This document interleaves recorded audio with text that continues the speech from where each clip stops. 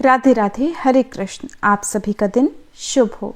प्रिय श्रोताओं, आज सुनिए आषाढ़ मास महात्म्य का दूसरा अध्याय। उससे पहले जानिए आज के मुहूर्त के बारे में।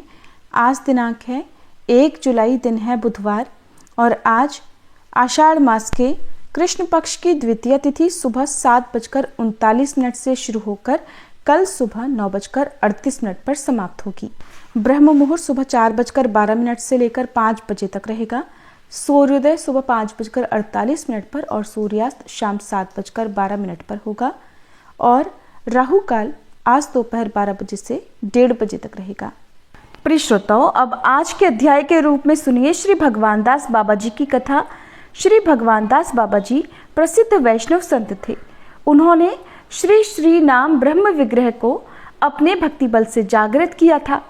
इस विग्रह की जीवंतता का प्रचार पूरे देश भर में हुआ और मंदिर के प्रांगण में भक्तों और वैष्णव जनों की अपार भीड़ उमड़ने लगी।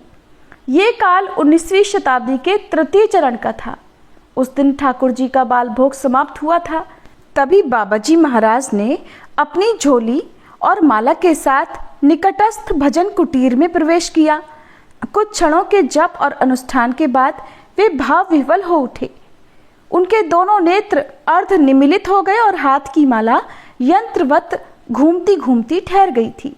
उसी समय वर्धमान के महाराजा ने कुटीर में प्रवेश किया।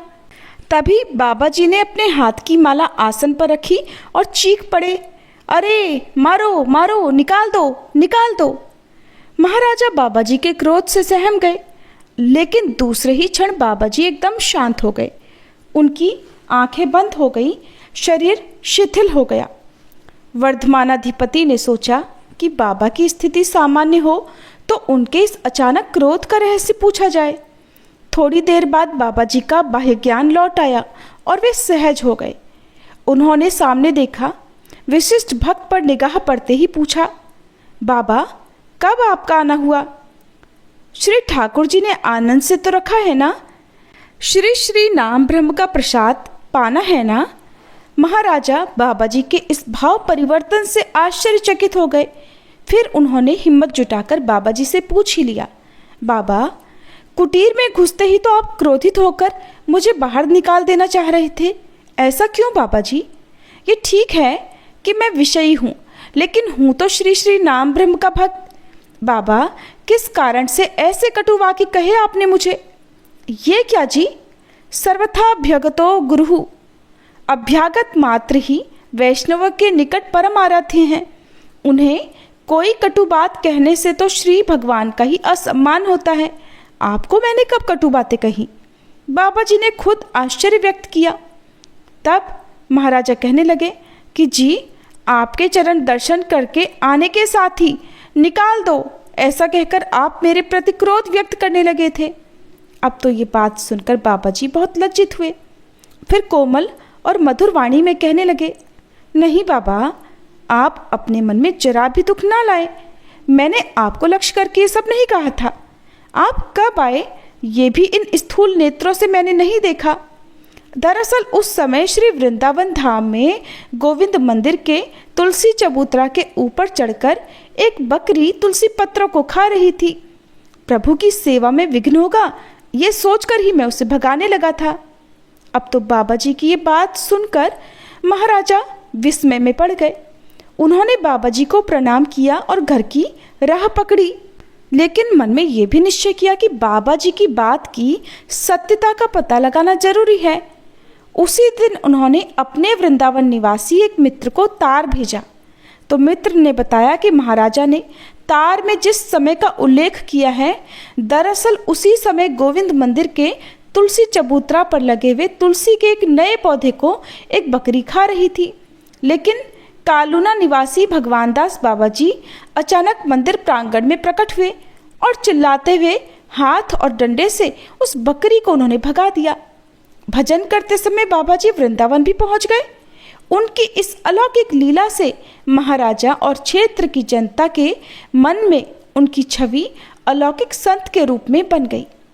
उड़ीसा के एक गांव में जन्मे बालक भगवान दास बचपन में ही वैष्णव महात्माओं से प्रभावित हुए और एक कंगाल वैष्णव के वेश में श्री वृंदावन वनधाम के लिए निकल पड़े। उन्हीं दिनों विख्यात वैष्णव आचार्य सिद्ध कृष्णदास बाबा जी गोवर्धन पर्वत पर भजन में लीन थे। उत्कल देश के रहने वाले इस महावैष्णव के आशीर्वाद के लिए देश के अलग अलग भागों से गौड़ी वैष्णव आ रहे थे। उसी दिन भगवान दास ने भी इन्हीं महापुरुष के चरणों में आश्रय ग्रहण करके उनके हाथों से भेंट ग्रहण किया। इसके बाद गुरु के आश्रय में बहुत दिनों तक रहकर निगूढ़ साधना की, विविध भक्ति साधनों का अध्ययन किया। फिर गुरु कृष्णदास बाबा जी के आदेशानुसार वर्धमान के अंबिका कालुना में वास करने लगे। वहीं वैष्णव साधना प्रसिद्ध श्री नाम ब्रह्म विग्रह की सेवा प्रकट हुई। यही उत्कलीय वैष्णव कालक्रम से गौड़ी भक्त और साधक समाज में एक महासमर्थ आचार्य के रूप में प्रसिद्ध हुए। फिर आपकी कीर्ति दूर दूर तक फैली। श्री मंदिर के भोग और आरती के बाद बाबा जी के लिए महाप्रसाद लाया जाता, लेकिन वे इसे पहले स्पर्श नहीं करते, बल्कि एक पुराने सर्प की प्रतीक्षा करते। सर्प आकर प्रसाद का कुछ अंश ग्रहण करते और उसके बाद ही बाबा जी प्रसाद ग्रहण करते। कोई नहीं जानता था कि ये सर्प कहाँ से आता है। एक दिन एक भक्त ने इस सर्प को लाठी पर उठाकर आंगन के एक कोने में फेंक दिया। बाबा जी ये सुनकर बहुत दुखी हुए। उन्होंने भक्त को बुलाकर कहा कि वो मेरे नाम ब्रह्म के बड़े भाई अनंत देव हैं। आज तुमने उनके साथ ऐसा निष्ठुर व्यवहार किया। बाबा जी ने उस भक्त को तुरंत आश्रम से निकाल दिया। भजन सिद्ध महासाधक बाबा जी एकांत निष्ठा के साथ अपने इष्ट देव की आराधना में संलग्न रहते। जिस दिन भजन का सम्यक स्फुरण नहीं होता, उस दिन भोजन भी ग्रहण नहीं करते। कभी कभी तो भोजन के बिना 3-4 दिन भी बीत जाते और कभी कभी तो भजन के फल से आनंदानुभूति के कारण आहार की खोज में एक बालक की तरह निकल पड़ते। किसी दिन देर रात में आहार की इच्छा कर बैठते तो भक्तगण दौड़कर बाजार से मिष्ठान्न लाते, तब वे संतुष्ट होते। बाबा जी श्री विग्रह के चरणामृत का छींटा देकर बाजार से लाई गई भोजन सामग्री को शुद्ध करके ग्रहण करते। बाबा जी की श्रद्धा भक्ति और सरलता अतुलनीय थी। एक बार प्रभुपाद विजय कृष्ण गोस्वामी बाबा जी का दर्शन करने के लिए कालुना पधारे। गोस्वामी जी ब्रह्म समाज के एक विशिष्ट आचार्य थे। विजय कृष्ण का परिचय पाते ही बाबा जी ने उन्हें साष्टांग दंडवत किया। गोस्वामी जी उनके परम आराध्य श्री अद्वैत के वंशोद्भव थे। गोस्वामी जी सफर से थके और प्यासे आए थे। आश्रम में प्रवेश करते ही उन्होंने एक भक्त से पीने के लिए जल मांगा तो बाबा जी स्वयं बाहर आए और अपना कमंडल अच्छी तरह धो मांजकर स्वयं जल ले गए। बाबा जी के इस आचरण को देखकर गोस्वामी जी हैरान रह गए।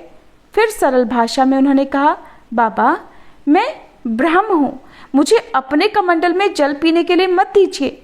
ब्राह्मण होने के अलावा मैं जाति भेद नहीं मानता, जिस तिसका छुआ हुआ भात खाता फिरता हूँ।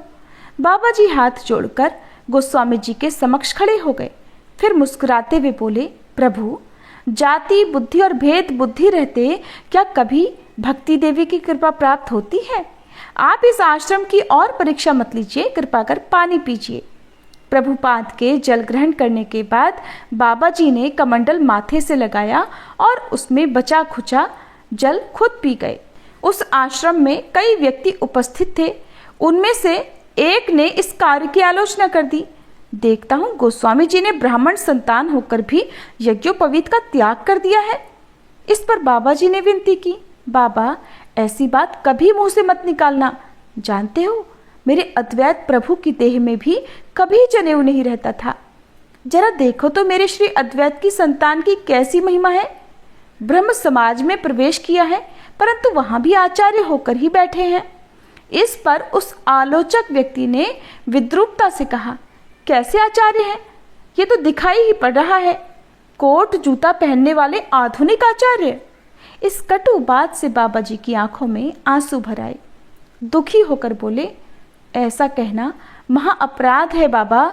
अपने प्रभु को अच्छी तरह सजा संवार कर रखना तो हम लोगों का ही कर्तव्य है, परंतु हम लोग कैसे अभागे हैं कि कुछ भी नहीं कर पाते। इतने पर भी उन्होंने अपने प्रयोजन के अनुसार कुछ संग्रह कर भी लिया है, तो उसे देखकर जो हम लोग थोड़ा आनंदित होते, पर यह सौभाग्य भी हमें नहीं प्राप्त है। आलोचक का सिर उसी समय लज्जा से झुक गया। कालूना आश्रम में बाबा जी ने एक बिल्ली भी पाल रखी थी और वह भी प्रतिदिन प्रसाद का एक अंश ग्रहण करती। बाबा जी को जिस दिन भोजन में देरी होती, उस दिन वह बिल्ली चिल्लाती हुई उनके चारों ओर चक्कर लगाने लगती और बाबा जी की थाली का ढक्कन हटते ही बिल्ली खूब प्रसन्न होती और अपना हिस्सा खाकर हट जाती। इसके बाद बचा हुआ भोजन बाबा जी अपनी सुविधानुसार ग्रहण करते। परम सिद्ध भगवान दास बाबा जी का यश दूर दूर तक फैल चुका था। रामानुगा भजन के निगूढ़ धारा पक्ष का अनुगमन करके ही बाबा जी की साधना आगे बढ़ रही थी, किंतु बाबा जी के बाह्य आवरण को भेद कर उनके इस मधुर स्वरूप का दर्शन करने का सौभाग्य तो विरलों को ही प्राप्त होता। एक बार आश्रम से ही श्री नाम ब्रह्म के कई कीमती आभूषणों की चोरी हो गई और ये कुकृत्य विग्रह के ब्राह्मण पुजारी ने ही किया था और आभूषणों की चोरी करके भाग गया था। इस खबर को सुनते ही कालूना के सामाजिक जीवन में तो एक भूचाल ही आ गया। उत्तेजित भक्तगण पुलिस की सहायता लेना चाहते थे, किंतु बाबा जी इससे असहमत थे। वे मुस्कुराते हुए बोले, आहा, तुम लोग इतने परेशान क्यों हो रहे हो सकता है श्री नाम ब्रह्म की इस समय आभूषण पहनने की इच्छा ही ना हो, इसीलिए उन्होंने पुजारी को ये सब ले जाने दिया है। अच्छा, अभी कुछ दिन ऐसे ही रहे ना। इस घटना के कई महीने बाद वही पुजारी एक दिन प्रातः आश्रम में उपस्थित हो गया। उसके पास एक पोटली थी जिसमें वो सारे आभूषण बंधे हुए थे जिसे वो चुरा कर ले गया था। बाबा जी के समक्ष उस पोटली को रखने के बाद वह पुजारी रोने लगा। उसने स्वीकार कर लिया कि लोभ में पड़कर ही श्री नाम ब्रह्म के इन सभी आभूषणों को लेकर मैं भाग गया था, किंतु इन्हें तोड़ने के लिए मेरा मन तैयार ही नहीं हुआ। अनुताप और प्राण की अशांति से इतने दिनों तक मैंने भयंकर कष्ट सहा है, इसलिए अब इन गहनों को मैं लौटा लाया हूँ। बाबा, आप कृपया करके मुझे क्षमा कर दीजिए। बाबा जी ने उस ब्राह्मण को आश्वस्त करने के बाद भक्तों से कहा, ये देखो ठाकुर जी का नया खेल। श्री नाम ब्रह्म की फिर आभूषण पहनने की इच्छा हो गई, तभी तो स्वयं ही उन सबको वापस मंगवा लिया है। छिछोरा छिछोरा, चिर दिन का छिछोरा, कब उसकी क्या इच्छा होगी कोई नहीं जानता। जाओ जाओ, फिर सब गहने पहना दो। बाबा जी ने उस ब्राह्मण को फिर से पुजारी पद पर बहाल कर दिया। एक बार आश्रम में विष्णुदास नामक एक शिष्य बीमार पड़ गए। उनका रोग बढ़ता जा रहा था। एक दिन बाबा जी ने बुलाकर कहा, ओरे विष्णुदास, तुम्हारा ज्वर तो जा नहीं रहा, डॉक्टर को दिखाकर कोई दवा लाओ ना। जी, औषधि वौषधि क्या लाऊं, क्यों लाऊं, श्री नाम ब्रह्म से ही अच्छा हो जाऊंगा। विष्णुदास ने विनयपूर्वक उत्तर दिया। तो बाबा जी आक्रोश में बोल उठे, हाँ हाँ, तू अभी ही जैसे बड़ा सिद्ध पुरुष हो गया है। श्री नाम ब्रह्म को तुम्हारे लिए डॉक्टर बनाना पड़ेगा। रोग हुआ है तो औषधि खाओ, अरे तभी तो रोग छूटेगा। ये सब प्रायश्चित के अंदर है, इसे जान रखो। जो सब कर्तव्य तुम्हारे करने के हैं, उनका भार श्री नाम ब्रह्म पर क्यों छोड़ेगा, बता तो जरा, सुनो तो। विष्णुदास को गुरुदेव के निर्देशानुसार आलंब वैद्य की औषधि खानी ही पड़ी और वह बहुत जल्दी स्वस्थ हो गए। एक बार बाबा जी के मन में आया कि वो श्री नाम ब्रह्म के आंगन के सामने तालाब खुदवाएंगे, जल में एक मंच बनवाएंगे और उस पर बैठकर श्री विग्रह के सामने ध्यान जप करेंगे। फिर तो बाबा जी ने दूसरे ही दिन पोखर के लिए मजदूर लगाने का आदेश दे दिया।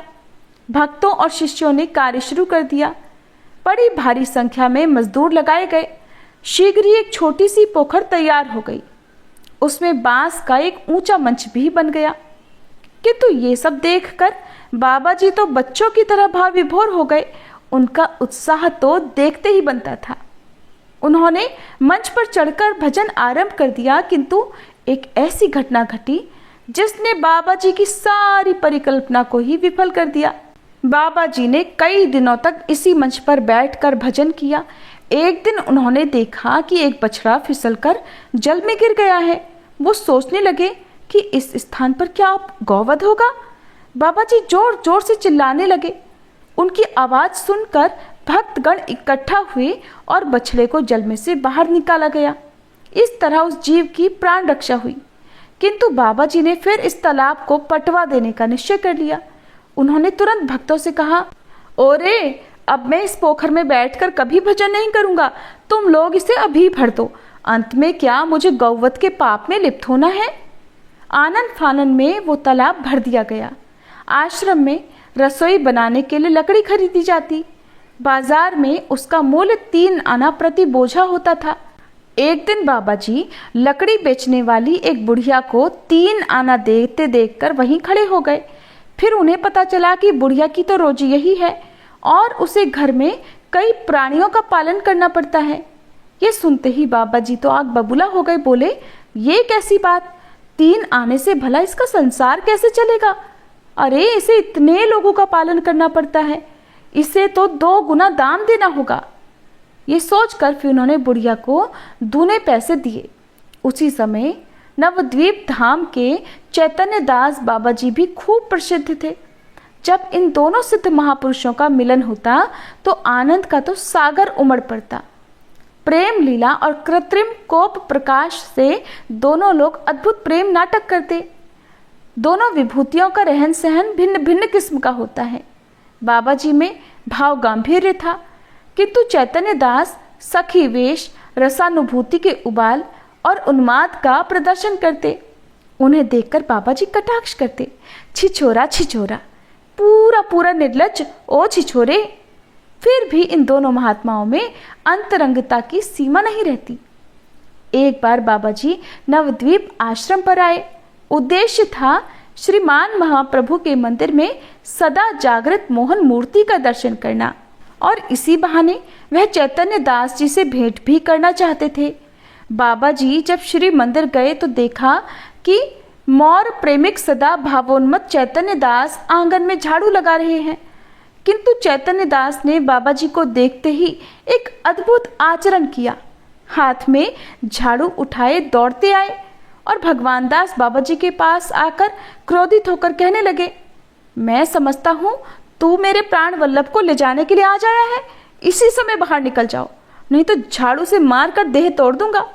उपस्थित भक्त मंडली तो चैतन्य दास जी का ये रूप देखकर हैरान रह गई और बाबा जी के प्रति ऐसा व्यवहार देखकर तो सभी लोग दुखी हो उठे। लेकिन बाबा जी तो आंगन में खड़े होकर मधुर मुस्कान बिखेर रहे थे। इसके बाद चैतन्य दास के भाव से भाव प्रवण होकर वो भी कहने लगे, अजी तुम मेरे ऊपर व्यर्थ इतना कोप क्यों करते हो? मैं तो नहीं चाहता कि तुम्हारे प्राण वल्लभ नदियां त्याग करें, किंतु वो तो चोरी चोरी कालूना आ जाते हैं। बेहतर होगा तुम उनके ऊपर ही ज्यादा नजर रखा करो। चैतन्य दास का अभिमान बाबा जी की मधुरवाणी सुनते ही काफूर हो गया। वे मंदिर में घुसे और दरवाजा अंदर से बंद कर लिया। बाहर खड़े लोगों को केवल चैतन्य दास के आर्तनाद सुनाई पड़ रहे थे। कुछ देर के बाद चैतन्य दास जब मंदिर के बाहर निकले तो बिल्कुल सहज लग रहे थे। फिर वे बाबा जी का हाथ पकड़कर मंदिर के भीतर ले गए। 2 महाप्रेमियों के आनंद और भाव विह्वल नर्तन से वहां प्रेम की धारा प्रवाहित हो गई। बाबा जी के आचरण में रसावेश बहुत कम ही देखा जाता था। रागानुगा भजन के वे एक सिद्ध साधक थे, किंतु प्रेमोच्छल की रसधारा उनके बाह्य जीवन में बहुत कम दिखाई पड़ती थी।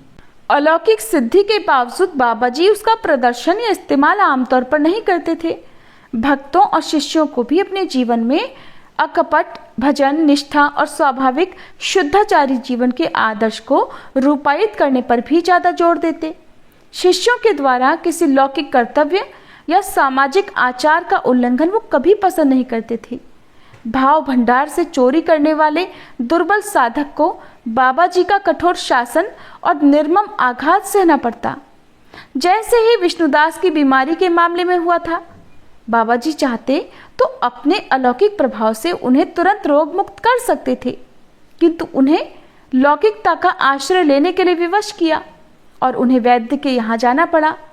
औषधि खाकर वे उसी दवा से ठीक हो गए, लेकिन बाबा जी का आशीर्वाद भी तो साथ में था ही। तो ऐसी थी भगवान दास बाबा जी की महिमा। आप सभी प्रेम से बोलिए श्री भगवान दास बाबा जी की जय। प्रिय श्रोताओं, अब आपको सुनाते हैं हंस बाबा अवधूत की कथा। शिवरात्रि का दिन था।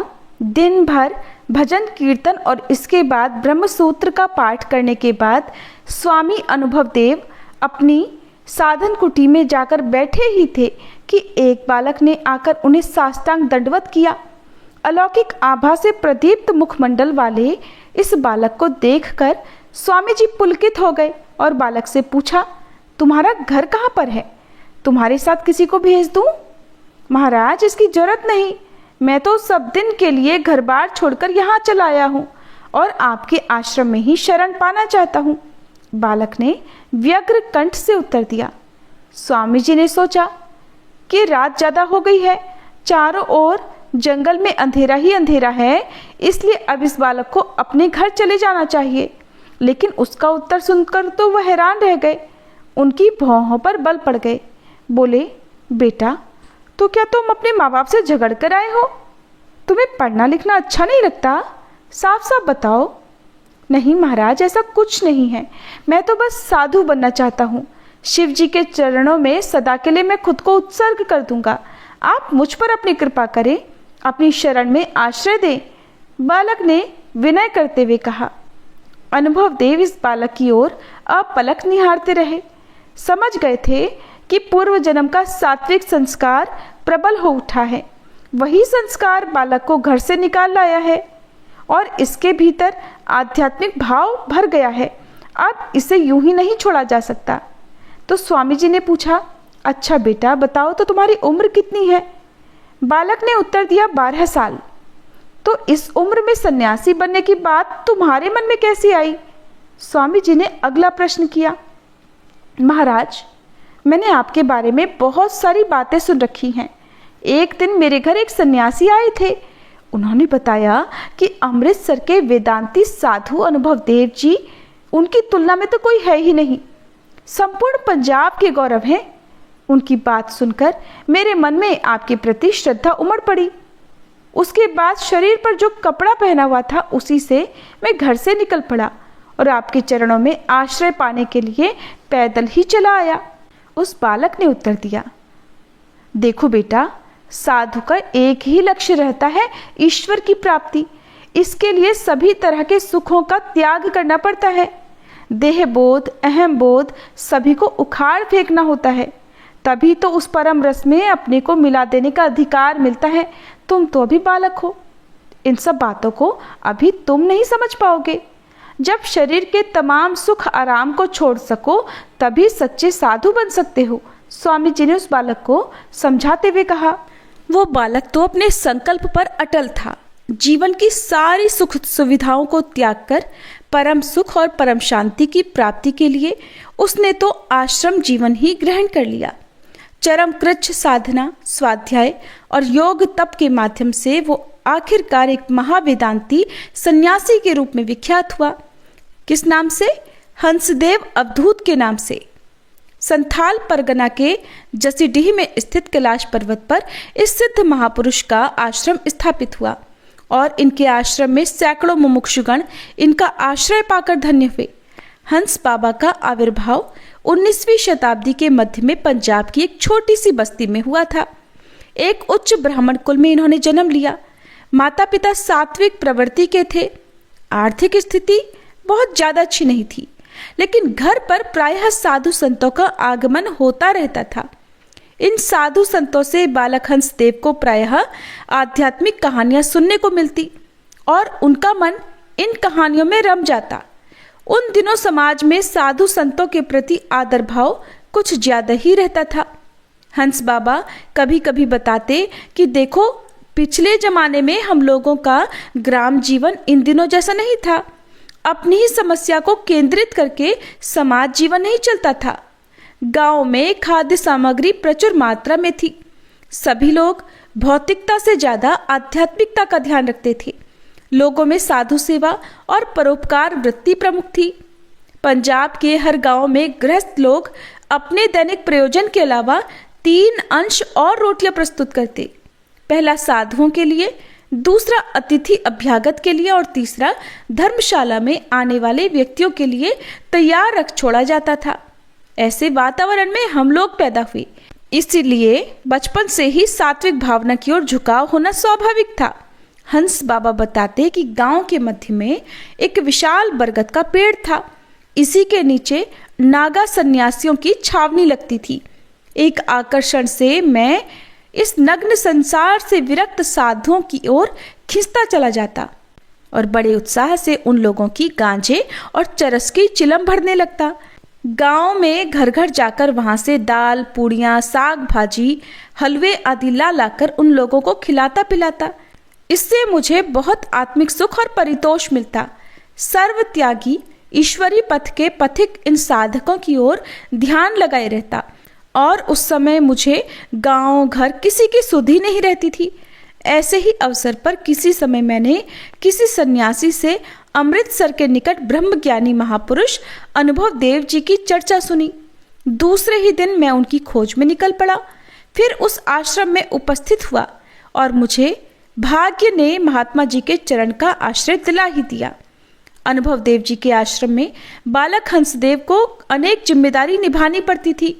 विग्रह मूर्ति का पूजन अर्चन, अभ्यागतों की सेवा के अलावा आश्रम के भक्तगणों के लिए भोजन की तैयारी करनी पड़ती थी। आश्रम में सैकड़ों गाय भैंसें थीं और सबकी देखभाल करना काफी कष्टकर था। ब्रह्म मुहूर्त से ही शुरू हो जाती थी बाल ब्रह्मचारी की दिनचर्या। ध्यान, जप और स्वाध्याय के बाद जंगल में पशुओं को चराने के लिए निकल जाता। फिर शाम को लौटने के बाद भोजन पकाना पड़ता और फिर खाने पीने के बाद बर्तन भाड़े साफ करने पड़ते। रात में साधन भजन और आश्रम के काम पूरे करके जब सोने के लिए जाता तो अंग अंग पीड़ा से भरा होता। इस तरह श्रम साधना में पता नहीं कितने वर्ष बीत गए।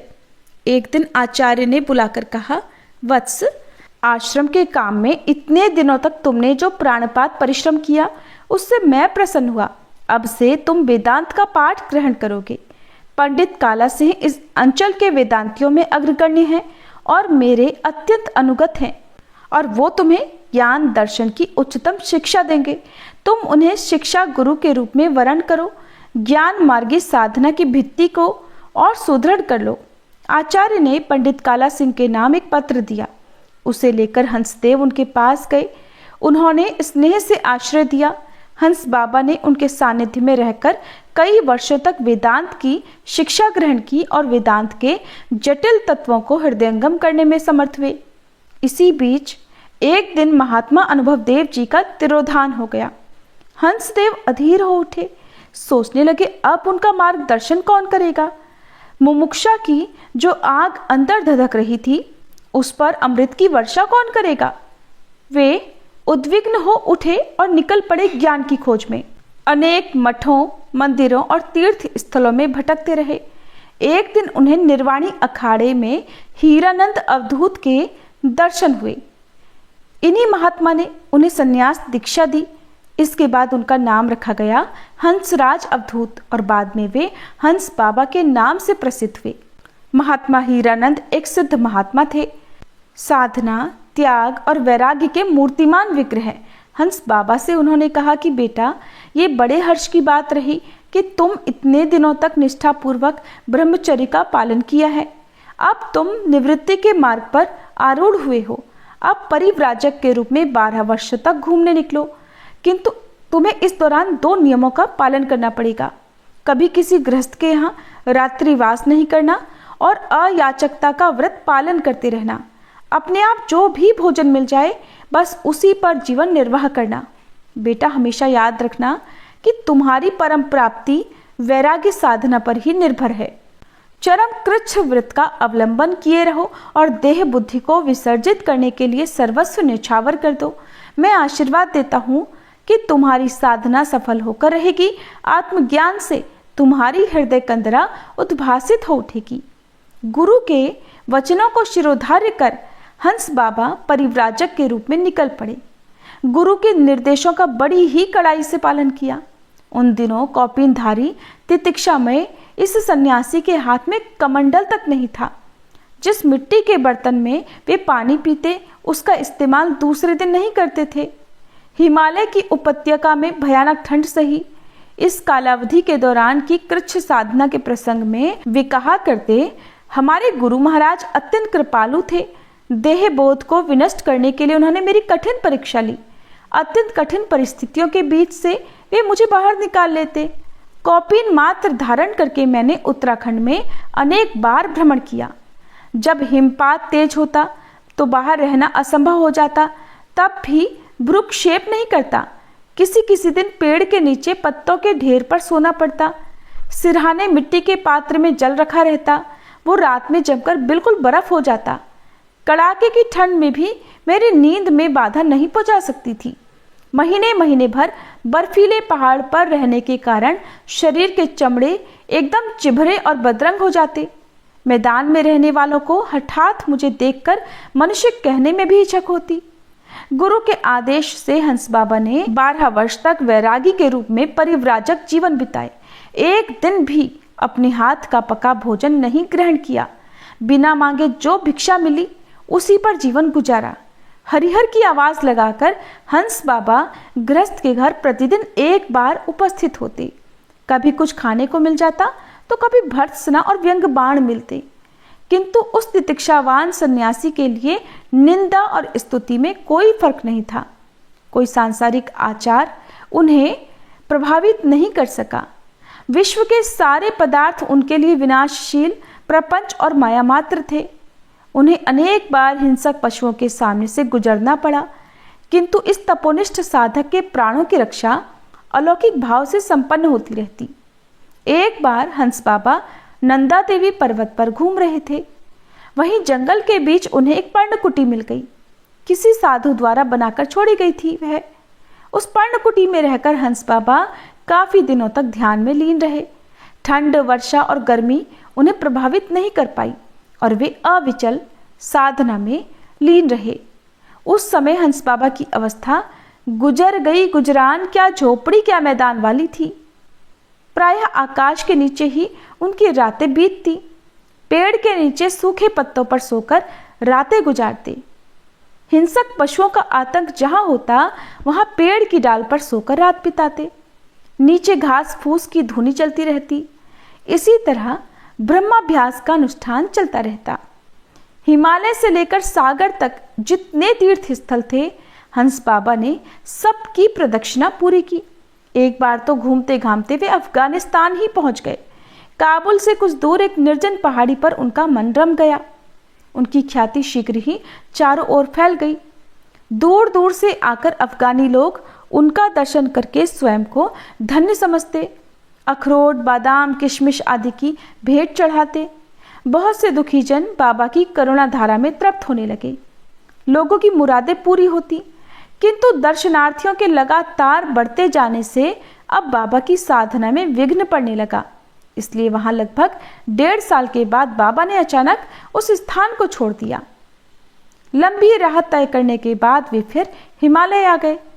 हिमालय और पवित्र नर्मदा नदी का तट हंस बाबा के प्रिय स्थान रहे। इन दोनों स्थानों में उन्होंने घोर तपस्या की। कुछ दिन तराई अंचल में भ्रमण किया और इस स्थान पर तो बाघों का बड़ा ही उपद्रव था। एक दिन जब ध्यान भजन के बाद हंस बाबा ने खिड़की खोली तो क्या देखा कि एक नरभक्षी बाघ आंगन में आकर बैठा हुआ है। उसे मनुष्य गंध लग चुकी थी, इसलिए वह चुपचाप बैठकर प्रतीक्षा कर रहा था। हंस बाबा ने सोचा, जिस परमात्मा का ध्यान उनके अंतर में चल रहा है, इस बाघ की प्राण शक्ति भी तो उसी का अनुकर्षण जारी है। फिर दोनों में भेदभाव कहाँ? मन में ये विचार कौंधते ही अचानक उन्होंने घर का द्वार खोल दिया। हंस बाबा ने बाघ के सम्मुख आकर दोनों हाथ जोड़ लिए और कहा, महात्मन, हमारे और आपके भीतर वास्तव में कोई भेद नहीं है। एक ही परमात्मा दो भिन्न शरीरों में स्पंदित हो रहे हैं। फिर हम दोनों के बीच वैर भाव रहे, इसका तो कोई कारण ही नहीं। हंस बाबा की बातें सुनकर वह नरभक्षी बाघ शांत चित्त होकर उठा और धीरे धीरे जंगल की ओर चला गया। फिर एक बार कुछ सन्यासियों के साथ हंस बाबा मध्य प्रदेश के घने जंगल से होकर जा रहे थे। अचानक एक भारी भरकम बाघ सामने आ गया। उस समय दल का एक वृद्ध सन्यासी जाकर बाघ के सामने खड़ा हो गया और बोला, भाई शांत रहना, ये देख तेरे खाने के लिए मैंने अपने आप को तेरे आगे उत्सर्ग कर दिया है। मैं तो बूढ़ा हो गया हूँ, अब कितने दिन शेष रह गए हैं इस जीवन के, तू मुझे खा ले और मेरे साथियों को छोड़ दे। बाघ का गुर्राना बंद हो गया। उसने सहज ही प्राप्त इस शिकार की कोई परवाह नहीं की, सन्यासी की ओर एक बार देखा और फिर जंगल में चला गया। एक बार वे सन्यासियों के साथ कामाख्या पर्वत पर पहुंचे। दिन भर की यात्रा, ऊपर से पहाड़ की चढ़ाई, सभी थककर चूर हो गए थे। फिर भी वे रात में देवी के दर्शन के बाद लौटकर जो थोड़ा बहुत फल फूल मिला उसी से उन लोगों का भोजन संपन्न हुआ। उसके बाद एक पेड़ के नीचे सभी ने विश्राम किया। अभी नींद भी नहीं आई थी कि अचानक कहीं से एक बाघ आकर खड़ा हो गया। इन दिनों में इस इलाके में बाघ का बहुत ही उपद्रव था। बिना आग जलाए कोई बाहर रह ही नहीं सकता था। लोग इतना थक गए थे कि किसी को आग जलाने की सुध ही नहीं रही। सभी ने जल्दी से कंबल तान लिया था। बाघ सन्यासियों की शैया के पास में ही घात लगाकर बैठ गया। साथियों में से किसी की दृष्टि उस बाघ पर पड़ी तो वो चीख पड़ा, महाराज जरा एक बार उठकर देखिए तो, एक शेर आ पहुंचा है, एकदम जमात के बीच में घुस गया है। दल के मुखिया सन्यासी ने सोए हुए ही कहा, आने दो भाई, उनके साथ बातचीत करने की अभी फुर्सत नहीं है, अभी जमात में ही उनकी भर्ती कर लो, बाद में बात करेंगे। सभी सन्यासी मुखिया की बात सुनकर जड़वत लेटे रहे। अचानक उस बाघ को सद्बुद्धि आई और वह एक छलांग लगाकर सामने के गड्ढे को पार करते हुए कहीं अदृश्य हो गया। थोड़ी ही देर में खर्राटे लेते हुए सभी सन्यासी नींद में डूब गए। इस तरह घूमते हुए हंस बाबा का मन अध्यात्म में रमता गया। हिमालय की तराई में हंस बाबा पर्यटन को निकले हुए थे। उस समय एक उच्च पदस्थ अधिकारी उनका भक्त था। हंस बाबा के कष्ट को देखकर भक्त ने कहा, महाराज मैंने आपके लिए तंबू की व्यवस्था कर दी है। जितने दिन आप इस इलाके में परिभ्रमण करें उसका उपयोग करते रहें। यहाँ से जाने के बाद आप इसे लौटा दीजिएगा, इसमें कोई नुकसान भी नहीं। तब हंस बाबा ने विनम्रतापूर्वक कहा, नहीं बाबा, मैं जंगली आदमी ठहरा, जब इच्छा हुई जंगली झाड़ी में कहीं ठहर गया। ये सरकारी तंबू कहीं भुला जाए तो एक और आफत खड़ी हो जाएगी, इससे मेरा काम नहीं चलने का। इसके लिए आपको चिंता नहीं करनी महाराज, मैं अपना एक आदमी आपके साथ लगा देता हूँ, वो तंबू की देखभाल करेगा। आपको मेरी ये व्यवस्था स्वीकार करनी पड़ेगी, नहीं तो मुझे ही आपके साथ चलना पड़ेगा।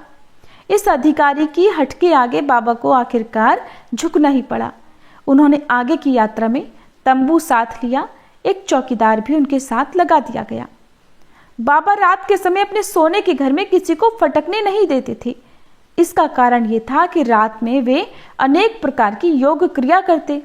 इस बार वह सरकारी चौकीदार को साथ लेकर बड़ी विपत्ति में पड़ गए, क्योंकि वह व्यक्ति रात में तंबू के बाहर रहने के लिए तैयार ही नहीं होता था। कारण यह था कि उसे हिंसक पशुओं से डर लगता था। आखिरकार बाबा को सोने की व्यवस्था बदलनी ही पड़ी। चौकीदार को तो उन्होंने अपने तंबू में सुलाया और खुद पेड़ के नीचे सोने लगे। जब वे लौटकर उस अधिकारी के पास आए तो ये बात छिपा ली, क्योंकि इसकी जानकारी अधिकारी को होने का मतलब था चौकीदार की जान मुश्किल में पड़ना। बाबा के भीतर मानवता की भावना जो शुरू थी, उसका निर्वाह वह जीवन भर करते रहे। लगातार 12 वर्षों तक परिव्राजक के रूप में बाबा ने बिताए। उसी के साथ चरम कृच्छ व्रत और वैराग्य तपस्या का उद्यापन उन्होंने संपन्न किया। ये अवधि समाप्त कर बाबा स्वामी हीरानंद अवधूत के पास लौट कर आए। इस बार गुरुजी के सानिध्य में रहकर उन्होंने ब्रह्म साधना का अभ्यास किया।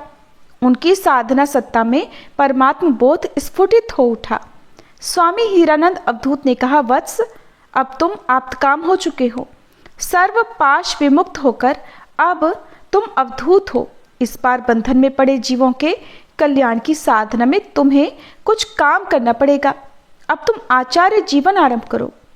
गुरु जी के चरणों की धूल माथे लगाकर हंस बाबा निकल पड़े और अनेक स्थानों का भ्रमण करते हुए संथाल परगना के जसीडीह में आकर आश्रम की स्थापना की।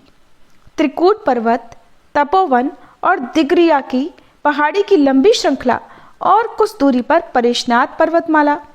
इसी पृष्ठभूमि में जसीडीह के एक भाग में एक छोटी सी पहाड़ी की चोटी पर हंस बाबा की साधन स्थली है। यहाँ के एकांत वातावरण में बैठकर इन तपस्वी की साधना की कल्याण धारा फूट पड़ी। भक्तों ने श्रद्धा से इस आश्रम का नाम रखा कैलाश। साल के कुछ महीने हंस बाबा यहीं वास करते और शेष समय नर्मदा नदी के किनारे एकांत पर्णकुटी में। पहले तो आश्रम के नाम पर सिर्फ एक कच्चा घर था। बाबा किसी के साथ एक कुटी में रात्रिवास कभी नहीं करते थे। कभी कोई अभ्यागत आ जाता तो उसके लिए कुटी खाली कर देते और खुद आंगन में ही रात बिताते। शुरुआत में रसोई भी खुले में पकती। वर्षा के दिनों में चूल्हा नहीं जलता था। उस दिन बाबा उपवास करते। एक बार बरसात में कुटी का छप्पर बिल्कुल चूने लगा। सारे सामान भीग गए। सारी रात बाबा एक छाते के साये में बैठे रहे। दूसरे दिन एक भक्त महिला वहां पहुंची। उसे बाबा की यह स्थिति देखकर बहुत कष्ट हुआ। महिला भक्त के आश्चर्य व्यक्त करने पर बाबा ने कहा, क्यों माँ, मैंने तो बड़े आनंद से जगे रहकर रात बिताई है। मेघ वर्षा ने हमारा क्या बिगाड़ रखा है। हाँ, मेरे शरीर को कुछ कष्ट हुआ हो, परंतु मैं तो अब शरीर मात्र रहा नहीं। इसके बाद भक्त महिला निरुत्तर होकर इन महान तपस्वी की ओर देखती रह गई। कुछ वर्षों के भीतर भक्तों के प्रयास से एक दो मंजिला मकान और पक्का कुआं वहां पर बनकर तैयार हो गया। कैलाश पहाड़ पर पहले बहुत सांप रहते थे। उस समय हंस बाबा के आश्रम में एक ब्रह्मचारी रहा करते थे। कुछ ही दिनों में वे बाबा के प्रेपात्र बन गए। रोज देर रात में ब्रह्मचारी बिस्तर छोड़ देते। स्नान और संध्या तर्पण कर चुकने के बाद जप तप और ध्यान में मगन हो जाते। एक दिन रात के अंधेरे में 1 मील दूर कुतुनिया नदी में स्नान करने के लिए चल पड़े। पहाड़ से आधा रास्ता ही उतर पाए थे कि हंस बाबा की आवाज कान में पड़ी, ब्रह्मचारी होशियार। ब्रह्मचारी तुरंत ठिठक कर खड़े हो गए। नीचे धरती पर नजर पड़ी तो उन्होंने देखा एक विशाल विषधर फन काढ़े सामने बैठा है और क्रोध में आकर फुफकार रहा है। ब्रह्मचारी उस पर डंडे से वार करना ही चाहते थे कि तभी एक वाणी सुनाई दी, अरे उसे मारना नहीं। फिर तो ब्रह्मचारी की तनी लाठी जस की तस रह गई और ब्रह्मचारी मूर्तिवत खड़े हो गए। थोड़ी देर के बाद सर्प का गुस्सा शांत हुआ और वह एक ओर को चला गया। दूसरे दिन ब्रह्मचारी ने इस बारे में जब बाबा से पूछा तो उनका उत्तर था, हम क्या जाने, ये सब तो परमात्मा की इच्छा है। इस तरह बाबा अपनी अलौकिक शक्तियों से भक्तजनों की रक्षा करते थे। एक दिन एक भक्त ने उनसे पूछा, बाबा ये तो जंगली भूमि है, इसमें इतने सांप और बाघ बसते हैं, फिर भी आपने इनके ही बीच में क्यों अपना वास स्थल बनाया है? क्या आपको डर भय नहीं लगता? महापुरुष ने हंसते हुए उत्तर दिया, वत्स, सांप बाघ और साधु ये ही तो वन के असली अधिवासी हैं। फिर हम लोगों को भय करने की बात भला कैसे उठती है? धीरे धीरे हंस बाबा की कीर्ति फैलने लगी और भक्तों तथा पीड़ित जनों की भीड़ बढ़ती गई। हंस बाबा खुद आयुर्वेद के मर्मज्ञ थे। उस पर यह योग शक्ति का प्रभाव भी था। परिणाम स्वरूप दूर दूर से रोगी आश्रम में जुटने लगे। बाबा उनका कल्याण करते रहे। बाबा के श्रीमुख से निकली हरिहर की नाम धुनी श्रोताओं पर अमृत वर्षा करती रही। जब कोई आनंद भरा मंगल संवाद बताता तो बाबा कहते, ओहो हरिहर में मशगूल हो गया। किसी की मृत्यु की सूचना पर कहते, उसको हरिहर हो गया। हंस बाबा की रिद्धि सिद्धि का प्रताप इलाहाबाद के संगम तट पर कुंभ मेले के उनके अखाड़े में देखने को मिलता। मेले में निर्वाणी साधु की गैरिक पताका फहराते हुए वे अपनी महिमा से मंडित होकर वह विराजते। बस दल के दल बंगाली, गुजराती, मराठी आदि देश के विभिन्न क्षेत्रों के भक्त उमड़ आते। ज्ञात अज्ञात साधु संन्यासों की भीड़ जुट जाती। नित्य भंडारा चलता रहता। दीपति भुज्यताम का महामहोत्सव लगातार चालू रहता। साधु सन्यासी जब भिक्षा के लिए पहुंचते, महापुरुष उनकी अगवानी के लिए स्वयं खड़े मिलते। आओ मेरे नारायण, आओ मेरे प्राण कहते हुए उन्हें आदर सम्मान के साथ भीतर ले जाते। प्रत्येक पंगत में हजार हजार पत्तलें परोसी जाती। रुपए, पैसे, अन्न, घी, आटा इत्यादि कहाँ से आता कोई नहीं जानता। लोगों के लिए बड़े हैरानी की चीज थी। लोग इसे बाबा की योग विभूति का प्रभाव मानते, क्योंकि बाबा तो आश्रम में कभी कुछ जमा ही नहीं करते थे। हंस बाबा से जब भी इस बारे में पूछा जाता तो वे हंसते हुए उत्तर देते, देखो यहाँ तो जो कुछ चलता है ना वो परमात्मा की इच्छा से ही चलता है।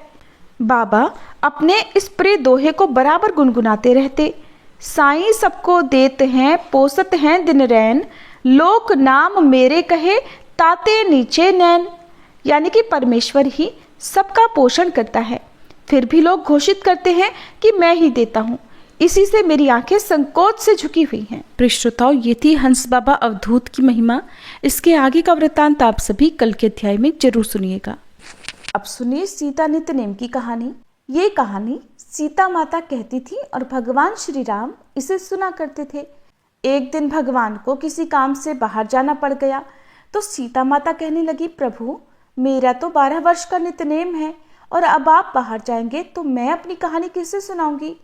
तब भगवान राम जी ने कहा कि तुम कुएं की पाल पर जाकर बैठ जाना और वहां जो औरतें पानी भरने आएंगी उन्हें अपनी कहानी सुना देना। सीता माता भगवान के कहे अनुसार कुएं की पाल पर जाकर बैठ गई। तभी एक स्त्री आई जिसने रेशम जरी की साड़ी पहन रखी थी और सोने का घड़ा ले रखा था। सीता माता ने उसे देखा तो कहने लगी कि बहन मेरा 12 वर्ष का नित्यनेम सुन लो। तब वह स्त्री बोली, मैं तुम्हारा नित्यनेम सुनूंगी तो मुझे तो घर जाने में देर हो जाएगी, फिर मेरी सास मुझसे लड़ेगी। उसने कहानी नहीं सुनी और चली गई। घर जाते ही उसकी रेशम जरी की साड़ी फट गई, सोने का घड़ा मिट्टी के घड़े में बदल गया। ये सब देखकर सासू माँ ने पूछा, अरे बहू ये किसका दोष अपने सिर पर लगाकर आई हो। तब बहू ने कहा कि माँ जी कुएं पर एक औरत बैठी थी, उसने कहानी सुनने के लिए कहा लेकिन मैंने नहीं सुनी, जिसका ये फल मुझे मिला है। अब बहू की बात सुनकर अगले दिन वही साड़ी और घड़ा लेकर सास कुएं की पाल पर गई। सास को वहीं पर सीता माता बैठी मिली तो सीता माता ने उससे भी कहा कि बहन मेरी कहानी सुन लीजिए। सास बोली कि एक बार छोड़, मैं तो 4 बार कहानी सुन लूंगी। तब सीता माता ने कहना शुरू किया, राम आए लक्ष्मण आए, देश के पुजारी आए, नित नेम का नेम लाए, आओ राम बैठो राम, तपी रसोई जीमो राम, माखन मिश्री खाओ राम, दूध बताशा पियो राम, सूत के पलका मोठो राम, शाल दुशाला पोठो राम, शाल दुशाला ओढ़ो राम, जब बोलूं जब राम ही राम, राम सवारे सबके काम, खाली घर भंडार भरेंगे, सबका बेड़ा पार करेंगे, श्री राम जय जय जय राम। सास बोली कि बहन कहानी तो बहुत अच्छी लगी। कहानी सुनकर सास घर चली गई और उसकी वह साड़ी फिर से रेशम जरी की बन गई और मिट्टी का घड़ा भी सोने के घड़े में बदल गया। ये सब देखकर बहू बोली, माँ जी आपने ये सब कैसे किया। सास ने कहा, बहू तू तो दोष लगा के आई थी और मैं अब दोष उतार कर आ रही हूँ। बहू ने हैरान होकर फिर पूछा कि तो माँ जी वो कुएं वाली स्त्री कौन है। सास बोली, वे तो साक्षात सीता माता थी, वे पुराने से नया कर देती हैं, खाली घर में भंडार भर देती हैं, वह लक्ष्मी जी का वास घर में कर देती हैं, व्यक्ति की जो भी इच्छा हो उसे पूरा कर देती हैं। तब बहू बोली, माँ जी फिर तो ऐसी कहानी मुझे भी सुना दीजिए। सास बोली कि ठीक है तुम भी सुनो।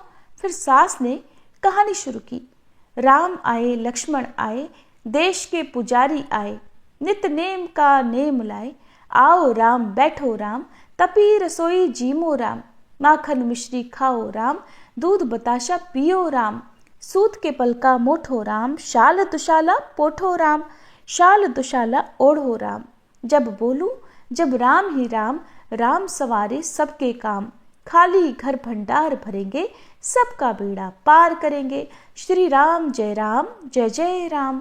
कहानी सुनकर बहू बोली, माँ जी कहानी तो बहुत अच्छी है। सास ने कहा, ठीक है अब तो हम इस कहानी को रोज कहा करेंगे। अब सास बहू रोज सवेरे उठती, नहाती धोती और पूजा करने के बाद नित्य नेम की सीता माता की कहानी कहती। एक दिन उनके यहाँ पड़ोस की एक औरत आई और बोली, बहन जरा सी आंच तो देना। तो वे बोली कि आंच तो अभी तक हमने जलाई ही नहीं। पड़ोसन ने पूछा, तो फिर तुम सुबह 4 बजे से उठकर कर क्या रही हो?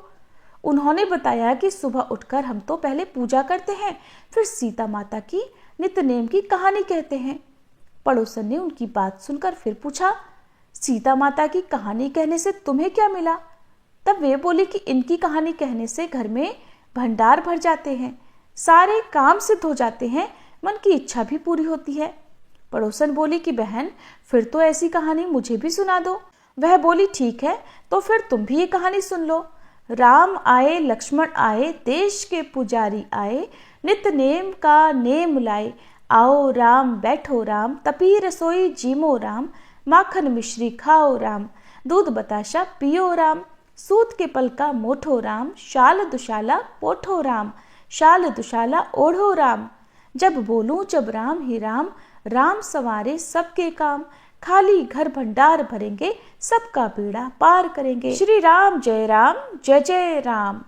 सारी कहानी सुनने के बाद पड़ोसन कहने लगी, बहन कहानी तो मुझे बहुत अच्छी लगी। अब वह पड़ोसन भी नित्यनेम सीता माता की कहानी कहने लगी। कहानी कहने से सीता माता ने पड़ोसन के भी भंडार भर दिए। अब तो पूरे मोहल्ले में नित्यनेम की कथा चल पड़ी और हर किसी की मनोकामना सीता माता की कृपा से पूरी होने लगी। हे सीता माता, हे जानकी माता, जैसे आपने उनके भंडार भरे, वैसे ही हम सबके भी भरना। कहानी कहने वाले के, सुनने वाले के और हुंकार भरने वाले के भी। सभी प्रेम से बोलिए, सीता माता की जय। अब सुनिए तुलसी माता की आरती। तुलसी महा